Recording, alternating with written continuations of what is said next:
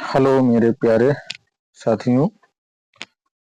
आज हम किरण प्रकाशिकी के सवाल हल करने जा रहे हैं, जिसमें दर्पण संबंधी सवाल हैं।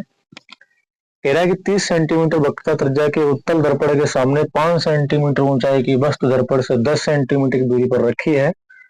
प्रतिबिंब की स्थित आकार तथा प्रकृति बताइए। तो सबसे पहले इसमें देखिए, ये दर्पण है, ठीक है। तो यहाँ पर वक्रता त्रिज्या दी गई दर्पण की, तो वक्रता त्रिज्या को हम आर से लिखते हैं। आर बराबर कितना है? 30 सेंटीमीटर। तो इसका एफ तो पता ही लग जाएगा, एफ बराबर होता है आर बटे 2 सूत्र। तो यहाँ पर आर का मान 30 है, तो 30 बटे 2 डिवाइड करेंगे तो कितना रह जाएगा? 15 सेंटीमीटर। तो एफ का मान कितना है? 15 सेंटीमीटर। अब यहाँ पर ध्यान दो, ये उत्तल दर्पण है, ठीक है। उत्तल दर्पण है और उत्तल दर्पण की फोकस दूरी हमेशा प्लस की ही रहती है। तो हमारा जो फोकस दूरी है 15 सेंटीमीटर ही रहेगी।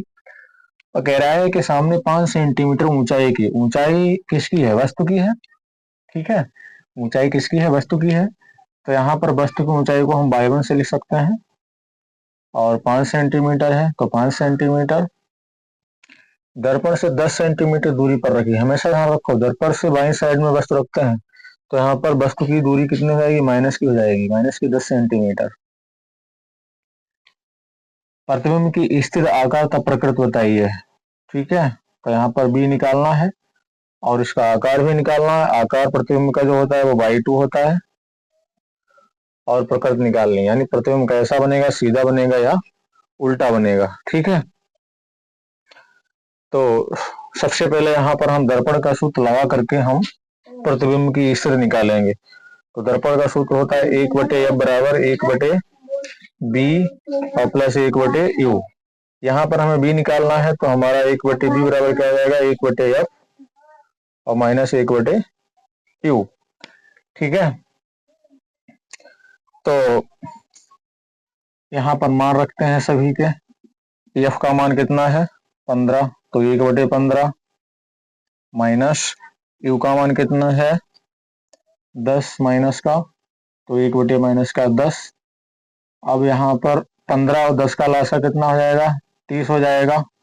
15 दूनी 30, तो 2 1 2 माइनस माइनस प्लस 10 3 30।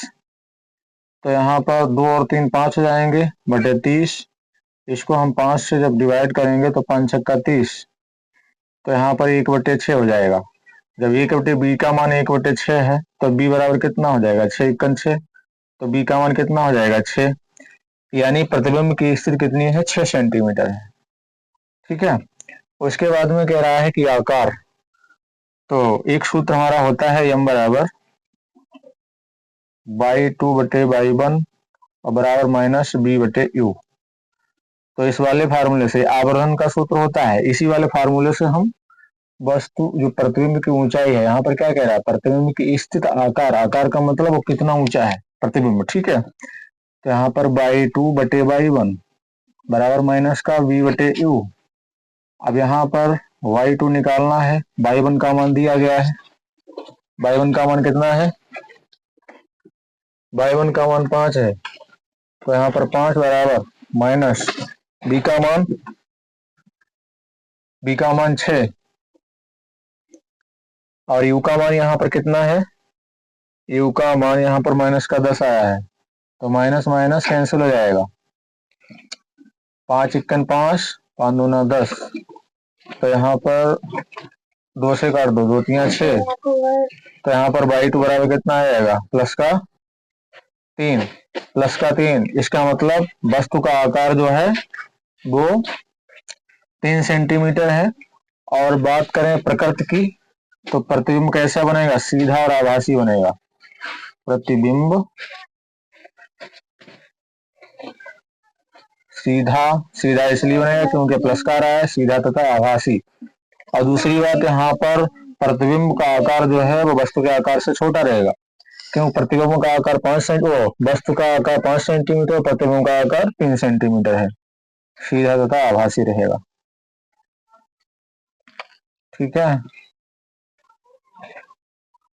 अगर आप लोगों को न्यूमेरिकल समझ में आया है तो इसको लाइक और शेयर करें, ठीक है भैया। और आप लोग इसका स्क्रीनशॉट ले सकते हैं।